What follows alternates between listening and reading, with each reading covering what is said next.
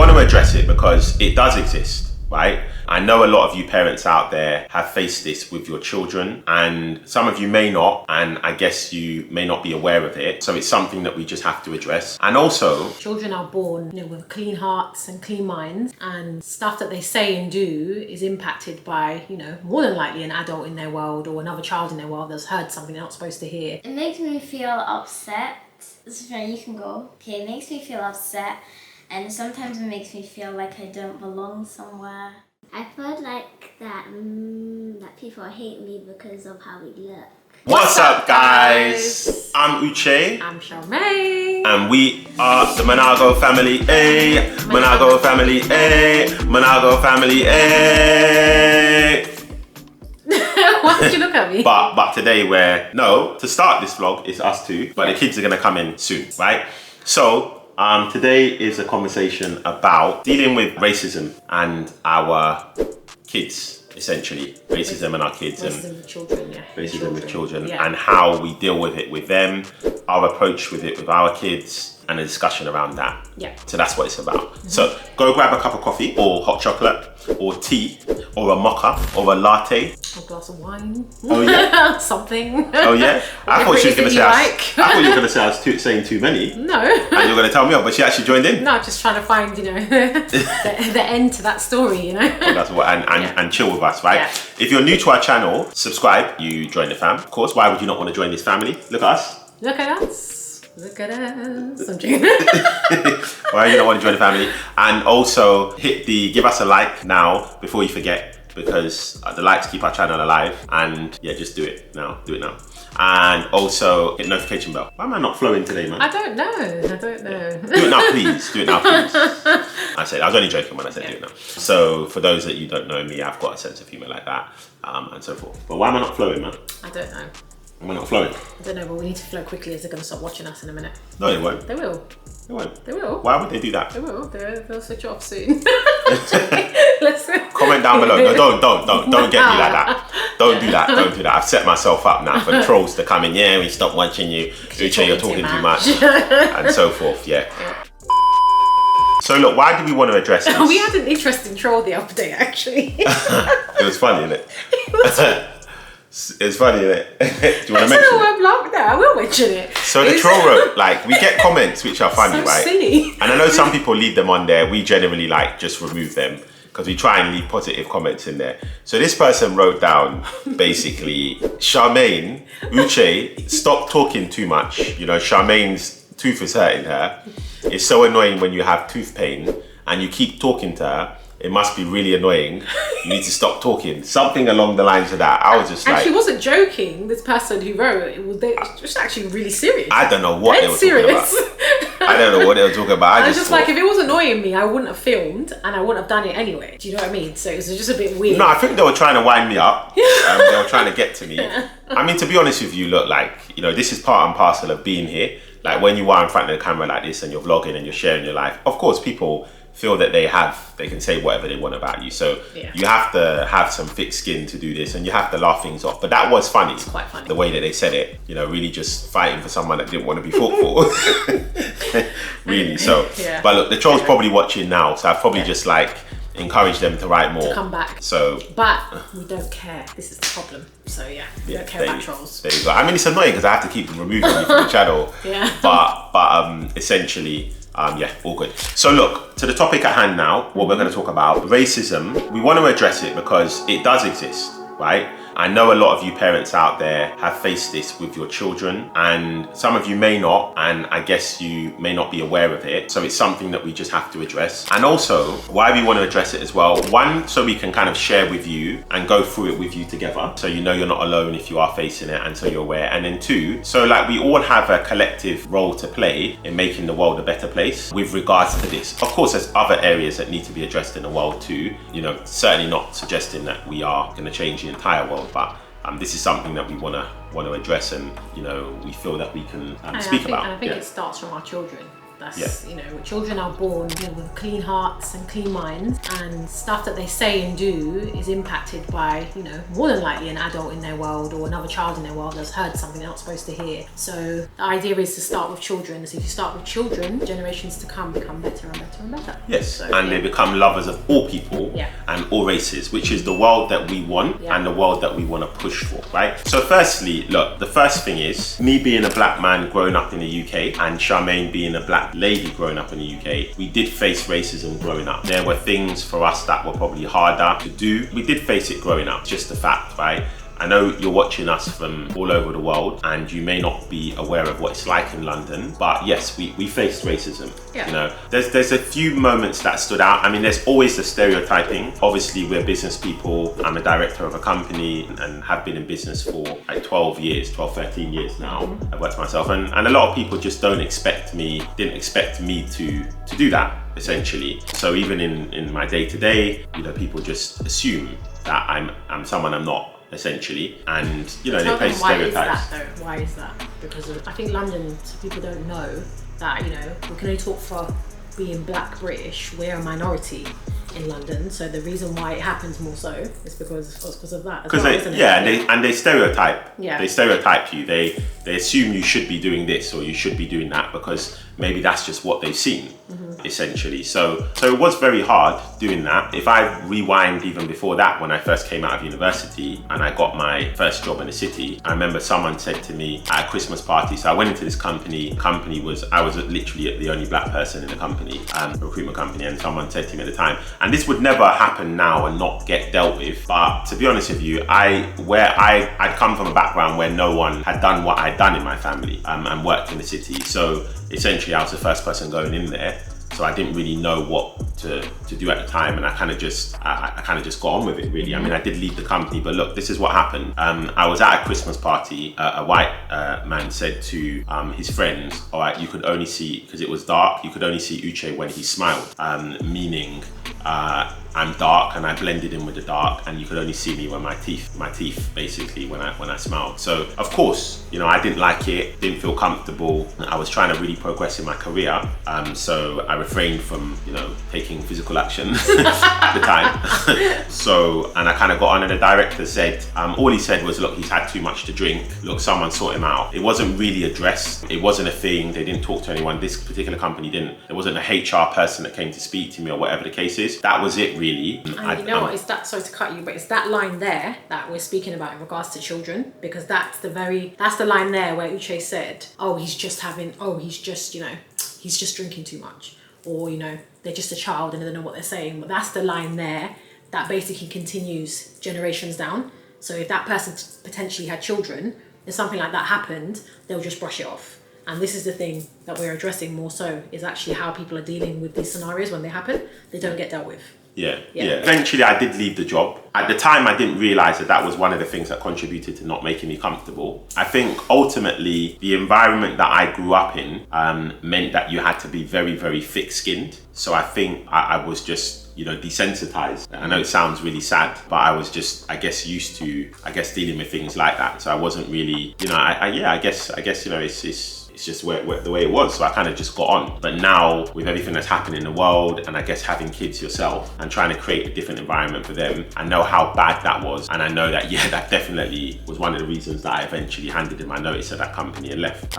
Coincidentally, I went on to set up my own recruitment company, so I did have a plan, essentially, and I guess I was more focused on the big picture for myself and the experience that I could gain to progress and move forward. But I guess, the thing is, not everybody would have gone on to do what I did, and rose from that and gone on to do that. Maybe some people would have been affected by that, and which a lot of people do actually. There's a stereotype in London that a lot of black men are on the streets or they're not doing the right things. But unfortunately, I can't talk for everyone. I can't say that all of them are good and all of them are not good. But a lot of them have suffered from not thinking they can work in a city or they can work in a corporate world where they're minorities or they can fit into that place, isn't it? They can't, because there's some of them are not going to be able to take that. It's not natural. Uche is quite strong. It's not natural to take that and then just get on with your life and carry on. A lot of people then will just, end up going left and doing different things, you know. And I'll say, look, just to add to that, I love the compliment of my wife saying I'm strong. Yeah. But look, I don't think I was. I just think I was just. It's sad to say, but I just didn't know. I didn't know. Well, okay, so which is worse because I guess so, when you're saying he's desensitized, it is worse because sometimes you're unaware of how you're feeling and how sometimes and how that affects you and what a normal environment is. And you're so used to it that you're not even aware of what a normal environment is. So it is sad. It is sad. So we're trying to make the world a better place for our kids and put our kids in environments where they feel comfortable consistently. You know, my mum did an amazing job for us. We were raised by. I've got 3 brothers. I wasn't raised by my father. My mum and my auntie raised me. But there's only so much she could do. You know, raising 4 strong boys. You know, my mum and my auntie. So.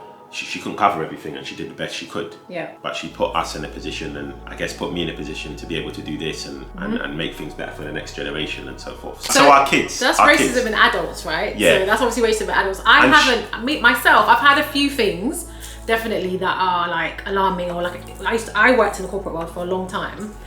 It would be stuff like if I bring my own food in, you know, that smells or like fish or, you know, African food or things that smell, it's just like it gets picked up on, or you have a wig on or you have a weave on. It's just specific things that always get stereotyped because you don't look the mold or you don't look like the typical unfortunately, I hate to say it, white lady or white man. You don't look that way because, you know, people are not educated in that way, unfortunately, to know that actually black people are different. And I know there are other races out there, like probably Indian and other races, who are could probably relate to this and have their own scenarios. I can only talk for being black, obviously, and that's the perspective I'm speaking from.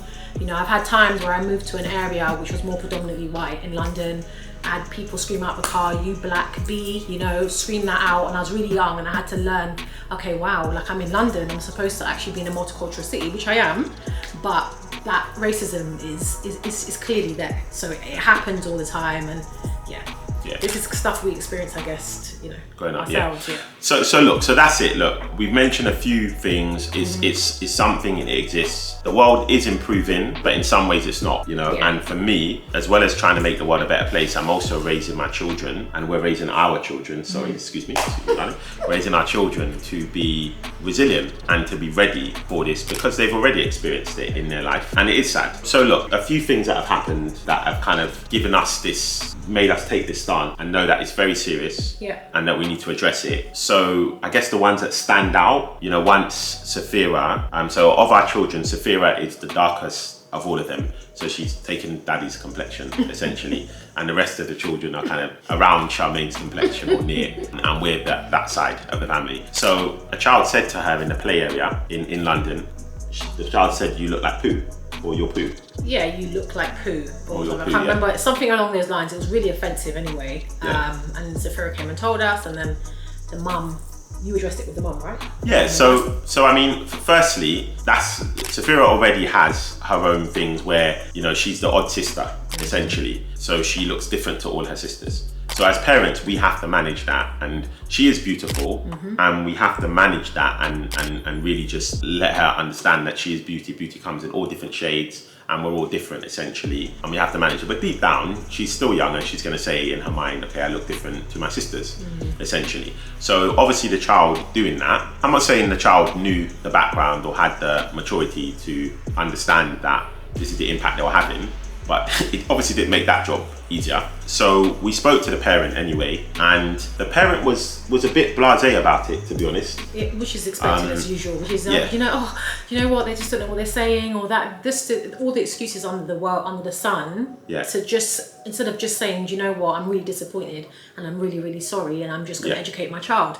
Simple, and it's over. And we said that to them, you know, this is what you've got to do. And ultimately, you can argue that the reason why the child said that is because of the approach to it at home. Exactly. If that makes sense. So if there was a bit more of a stronger approach to it, then the child wouldn't say that, right? This is the thing, More recently, we were here, and a child, so a child basically wasn't behaving well, towards Myra and Safira, No, and more Safira actually. more Safira, yeah. Myra and Safira. And then we went to speak to the parent. Parent tried to cover the child for the bad behaviour, tried to get the child to come over, and then said to the child, you know, you guys need to be friends and so forth. And the child said, no, I can't be their friends. And the dad said, why? And the child said, because they're brown, they're black or they're brown. And I said, and then the child, the parent Without going into detail, I'm yeah. literally trying to avoid the detail. I don't want to go into the detail, but what the child actually did was physically try to consistently hurt Safira because she is that colour, and that was his reasoning for doing that. There was no reason. We don't know what the he reasons said. are. He said is that what he said? Yeah, he said that he kept doing what he was doing with Safira. She came in crying, and he was doing that. And when the dad asked him why he did that, he basically said, because she's of that skin colour. Okay. So this is the thing. Okay. And I said to the child, but because this child was actually brown. I mean, he was like more near Charmaine's colour or maybe a bit lighter. And I said to him, but you're brown too. And he said to me, no, I'm not brown. I'm white. I mean, it was in that moment when I kind of thought, okay, these parents have got a lot of work to do with their child. And they've definitely got more problems there than what we're facing right now. Yeah. Really. And I just said to the child, look, you are actually brown. You know, I'm not sure, you know, what colour are you? You're brown. Yeah, the fact that he thought he was different to he was not brown was quite interesting. And the fact that it was almost like he felt in his mind that, you know, being white is something that's better or than another colour, which is really sad, because, you know, the parents should be raising them to know that all races are equal. Especially when you choose like a multicultural city to live in as well, where you're going to see different colours and different shades. It's more important to explain that to them, because you're going to see different people every day. So look, I don't want anyone to think Dubai is not a great place to live and this is like a typical normal experience, because it isn't. And it happened to us in London as well. Yeah, it happened in London. It just happens everywhere. And Dubai is one of the most multicultural places we've been in as well, in the same way as kind of London, because obviously 80% of the population are expats.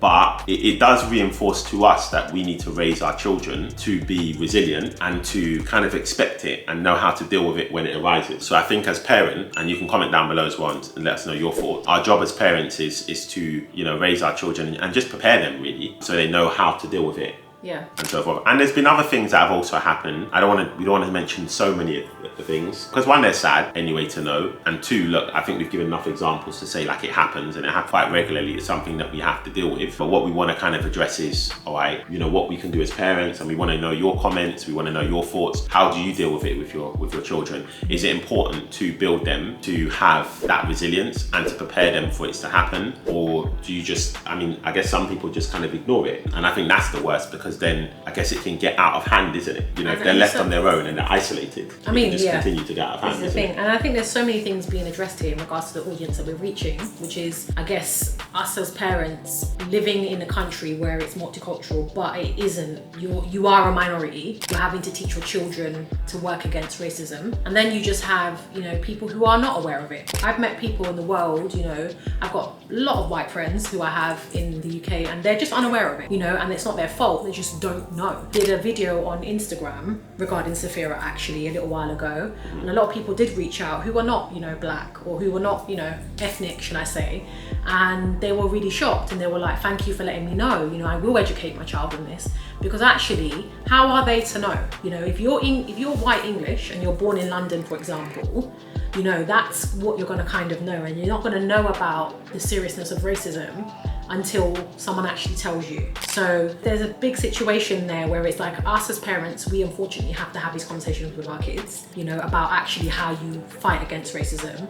And then I guess it's also for us to help, you know, without being patronizing, to help parents who are unaware of this, to just speak to your children about it as you would everything else, you know, about swearing, about things that are bad in the world. I think it needs to be added to the list that, like, And just to add to that, because of course there's going to be a group of parents who are actually racist themselves, isn't it? I mean, well, right? That's another category, yeah. So this vlog is not going to do anything for that, and what we're saying is not going to do that. Yeah. But there's a large proportion of people who are basically just don't know how to deal with it. No. They're uncomfortable about the conversation. Yeah. They're good people. They have a good heart. They just don't know. But they just don't know how to do it, and they're lovers of all people, right? Of course. So therefore, what we want to do is encourage them to have these conversations. You know, don't be embarrassed about it. You know, just have it. It might be uncomfortable, but it's going to be more uncomfortable if your child child display something that you don't want them to display, if that makes sense. And more So, importantly for you, if you then decide to take your children out of an area now where you're a minority, you will now know how to deal with that situation as well, because you're now teaching your child,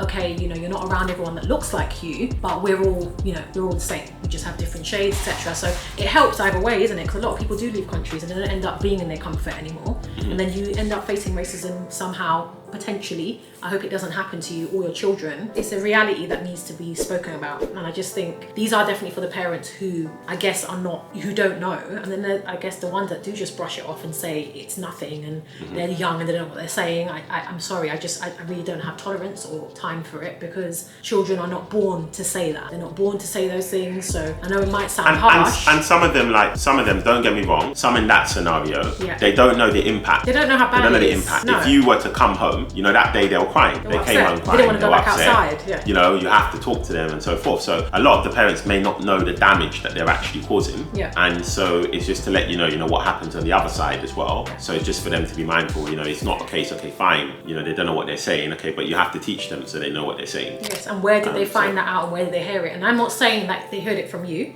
They could hear it from school. They can hear it from another parent. They could hear it from a relative. It could be anywhere, and that's not. It's not something you may have. You probably don't say it in your house, but they've heard it somewhere, and it's your job as a parent to address that. Of course. You know, it's our job as parents to address it with our children as well. If they're being racist or they're saying things out of line, it's our job to address it. I can't stop them from saying things, but what I can do is when it is serious, to make them know it's serious and never to do it again. So that's what we have to teach our children as a definite. Of course. Yeah. Okay, so we're gonna get our kids now, Myra and Safira, Yeah. and we're gonna have a conversation with them, see what their views are around it, how they feel, and so forth. Say hi to everyone, guys. Hi guys! Tell them who you are then. Not everyone knows who you are, so tell them who you are. Really? Yeah. Oh my Can gosh. you Some like, people would have really? watched us, and Like some people everyone should know who I am, isn't it? Some people don't know who you are. No, Myra. So some people will have watched us, and some people won't have. Don't kick this Safira because you might. Hey, not my be name is Myra. My name's Safira. And how old are you both? I'm 9. And I'm 8. You're 7, isn't it? No, I'm 8. You sure? She turned 8 in September. Oh. And I'm in year 5. And I'm in year... Okay. My birthday's in February. Year 3. So girls, My birthday's in September. so girls, why are you telling them when your birthday is? You want them to buy you presents? Why are you telling them when your birthday is? You want them to buy you presents? Yeah, sure. A few moments later. So look, this vlog that we're doing today, girls, is about racism. Yeah? So you know already, Mum told you. So racism, and so we've told them a bit about what we've experienced and what you guys have experienced. I guess the first question that I want to ask you guys is, how did it make you feel when you first experienced it? And how does it make you feel when you experienced it? Isn't it sad? Like what? Like you mean when I experienced it, or the first time I experienced it in Dubai or London? Just generally, when you experience racism, how does it make you feel when people are racist towards you? Don't kick the table piece if I can knock the camera. Do you want me to say honestly, or do you want me to say like positively? Like Say how you feel. Just say how you feel. Just say how you feel. How do you feel? You know, if anything, inappropriate comes out, we edit. I'm joking. But no, go on. Okay, how you feel. It makes me feel upset. You can go. Okay, it makes me feel upset, and sometimes it makes me feel like I don't belong somewhere, and it upsets me a lot to experience it. It's fine. Sophia, how does it make you feel? Sad. I'm not happy, and I feel like that people hate me because of how we look, and yeah, and it makes me feel ashamed and upset because of my skin. So yeah. And so what have you learnt in terms of how to deal with it? How do you deal with it now? You made me start understanding that racism is just what people say, but it's not to make you think that you're bad. So then when you spoke to us about it when it happened, then it made me feel better and found out and think that we all have a gift. Nice. So when racism happens, I think I just know how to deal with it. So to try not get so upset about it and lead my day positively and not get hurt because of those words, because you could just imagine it as a dream and all of that is fake. So as all of that is fake, then it's not real. So it matters what you think you are. If you think you're beautiful, then you're beautiful. If you think you've done something right, then you've done something right. So the important thing is that you don't value or think about anybody's opinions about you, because you know you're great, and then that's all that matters. Oh. That's nice, isn't it? I told you all of that. You. Did I? And mummy. I Yeah. learned that through the journey of racism. Yeah, I learned that when it happened, then you guys talked to us, and that's how I learned that. And then I also learned that racism happens all around the world. So every time it happens, you can't just get upset about it. You have to still, because you know that it happens all around the world. So if it happens like every day to you, then you can't get upset every day, and you can't let that ruin your day, because you have to know that it happens all over the world, and it's not going to happen to you once. It's going to happen to you multiple times. So you have to learn how to deal with it and not get upset every time it happens. Okay.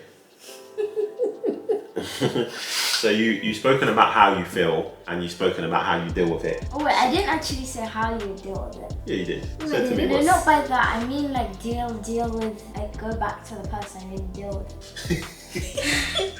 Okay, so what do you say back to the child then? Should I tell them what I said? Should I tell them? Um, Should I say what I'm gonna say?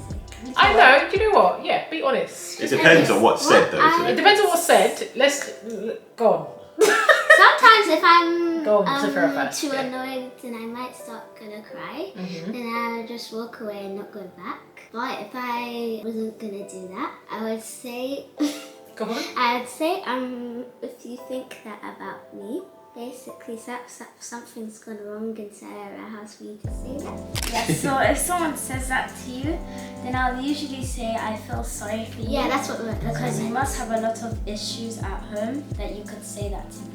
And then I'll walk away, because you have to think about the person who is being racist to you, because they could have so much issues in their house that that's what I is was- worse than ours, because we don't have issues, so that's why they're jealous. Or sometimes people are Because their just jealous parents- when they say that. Yeah. We're laughing about it, but it's a very serious issue, and it's a kid's point take of view, isn't it? on how they say it. So I guess there's some things that So we need So to. you have to, so if someone says to you that your skin is ugly or something, you have to think about where the person lives and the person's parents and the person's house, because they could be going through issues right now inside of their house, and their house couldn't be good and it could be a bad house. So that's where they got other words from. Potentially, If yeah. you think about a kind house and not bad, like a good home, then they probably won't do anything to you. It's because they're jealous of you, sometimes- because you're living good and your house is good. That's why they're jealous. And sometimes when you're Sometimes, outside, people but- will say that to you. Maybe they heard it from someone. But sometimes someone it doesn't. said it to him. But racism doesn't always come from people who come from certain backgrounds. It can also come from people who do live also a good life as well. That could Yeah, also that's what happen they've as chosen. well. And they could maybe And they could just not be nice people, or it's just something they've heard, or I don't know. But it does come from different places. But I guess why Myra and Sophia are saying this, there's been other stuff other than racism that's gone on in life. And I've said to them that, look, if someone is either bullying you or saying horrible things to you, you just need to say to them, well, thank you very much for saying that, that's nice, but you must have a lot of issues if you hate me that much or you don't like me, and then just walk away. Because I feel like it's just the best way for them to deal with it and walk away. Otherwise, I don't know what the other reactions you can end up having, There could be other thoughts going on in your head, so yeah. Sometimes it is hard to And it's hard not to hold react. yourself as kids. Yeah. So, question for you, Myra and Sophia. What do you want to say to other young girls who have experienced what you've experienced from any country who may have experienced racism? What words of positive encouragement do you want to give them? I feel like a news reporter right now. What do you want to tell them? What do you want to Okay, say? so I want to say, all of you girls out there, And boys. and boys, Oh, you're only thinking about the girls. you said, what do you want to say to girls? Okay. Okay, so boys and Sorry, girls. that's yeah. my mistake. I set that up. What do you say to the young children out there? Good point, Myra. What do you want to say to the young children out there who may have experienced what you've experienced on a serious note? I want to say that you guys are beautiful, and it only matters if you think you're beautiful inside. You don't take anyone else's words in your body, you keep them outside. They're just haters and they're not real. So you just need to think that you're beautiful, and then you're beautiful. If you're nice, then you're nice. If you're kind, then you're kind. It matters what you think. It doesn't matter what other people think about you. So if you think you're good, then you're good. Safira? Go on. She's looking at me. Mara's developing a bit of a Dubai twang, buddy. I'm just Are you guys hearing used to her. No, I'm sorry. She said Europe. She said, I'm sorry. Did you hear that? I'm sorry. Did you just hear that? She's embarrassed now. Oh. We've been here for like 4 months. And she's already adapted. developing a kind of She's Dubai like, twang. sorry. So I'm just listening to her. But anyway, decide. But Safira, what do you want to say? If you're good, then you're good. That's What do you she want to says. say, Safira? What do you want to say, Safira? I didn't say, I said yo. You're. Stop. Safira. All the boys and girls out there, like what Myra said, don't let them get to you. If it ever happens to you, don't think you're bad because they said that to you. Make sure you always think you're nice and you're good. Even if sometimes you think you've done something and it might be a mistake or something and someone ever says that to you, but all you need to know that you're beautiful and no one can ever tell you that you're not. Yeah. And also, I have one other thing. Go on. You need to think positive about yourself, because if you think negative about yourself, then you're not believing yourself, you're doubting yourself. So you need to think positive about yourself, so you need to believe in yourself, because if you don't think positive, then you're doubting yourself. And remember, never give up, so you need to believe in yourself. And you need to love yourself even if you don't think you're a good person sometimes, because people said that to you and made you feel like you're bad and you've done something like for any other people. You guys are enjoying this, aren't You you? love a mind of a child. everybody- Like, it's amazing. Okay, so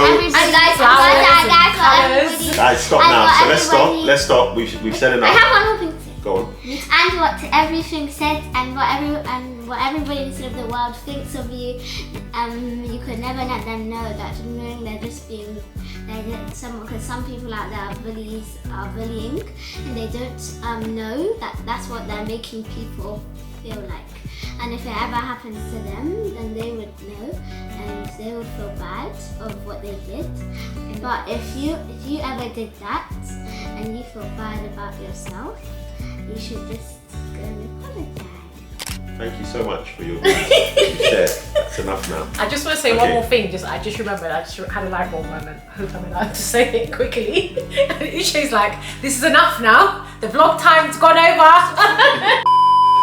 Go on, Mum. No, just really, really quickly. Another thing that Myra and Safira had to learn was coming from London, like going anywhere, forget Dubai, just living anywhere. A lot of people don't know that in London, everybody sounds like this. They talk like this. And they speak like this, and there's a stereotype around. I can only talk for us as black people, that we don't talk this way, and we have an English accent, and we don't, we can't speak in this way. So another thing that you have to teach your children, and them learning this as well, is actually when they go into other countries or other areas or other places, or even just in London, they have to learn to be able to express themselves and say, look, yes, I am from London, yes, I am African, but I'm born in London and I do speak the Queen's English like that, and I do speak like this. But this has been probably a challenge. It has been a challenge for me, as well as one thing I forgot to mention. When I was working in a estate agency in London, someone said to me, I had no idea that coloured people speak like you. So that was something that was said to me, and I had to address that situation, because she was from Australia and she had no idea that people like me actually exist. And she actually wasn't being horrible, she just didn't know. She used the word coloured, which I didn't really like, but